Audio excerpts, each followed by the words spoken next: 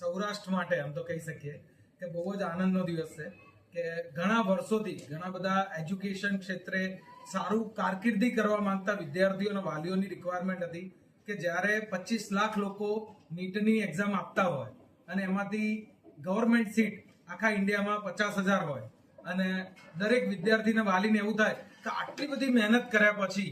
શું મારું ડોક્ટર બનવાનું સ્વપ્ન પૂરું નહીં થાય, મને એડમિશન નહીં મળે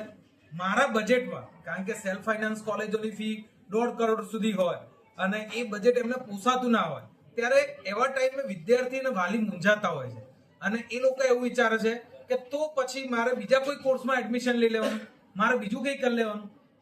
આવા ઘણા ટાઈમથી ઘણા વિદ્યાર્થી અને વાલી, જેમ તમે કીધું કે આ એક શૈક્ષણિક નગરી છે અને આવા શૈક્ષણિક નગરીમાં મહેન્દ્રસિંહ જેવા કે જે વિવેકાનંદ સાયન્સ એકેડેમી દ્વારા ઘણા બધા વિદ્યાર્થીઓના વાલીઓ સુધી, બીજી બધી સ્કૂલના પણ વિદ્યાર્થીઓના વાલીઓના જ્યારે એમના ઉપર કોલ આવતા હતા અને એમને એવું કહેતા હતા કે ભાઈ અમારે ડોક્ટર બનવું છે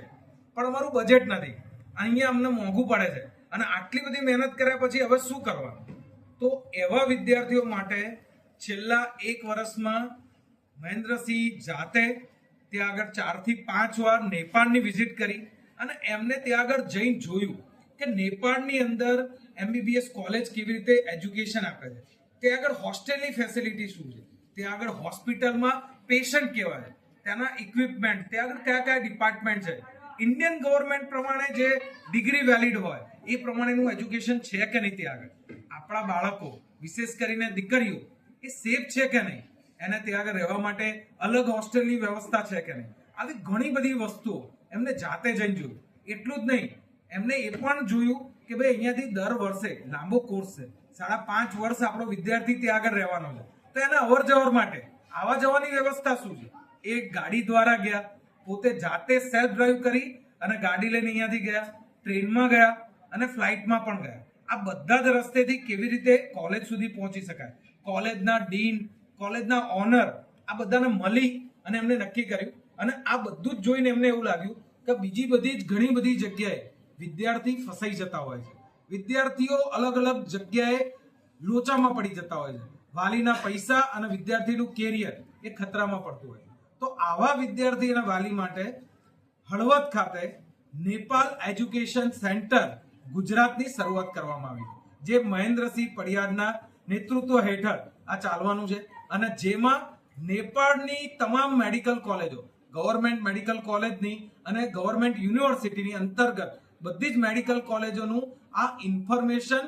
તથા એડમિશન સેન્ટર છે કે જે જગ્યાએથી વિદ્યાર્થીની ડાયરેક્ટ એડમિશન પ્રક્રિયા થશે, ડાયરેક્ટ પેમેન્ટ પ્રક્રિયા થશે અને ડાયરેક્ટ યુનિવર્સિટી સાથે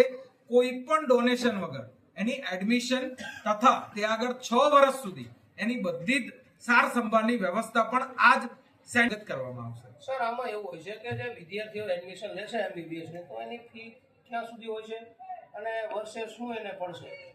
જો મેજરનો આ જ પ્રશ્ન હોય છે કે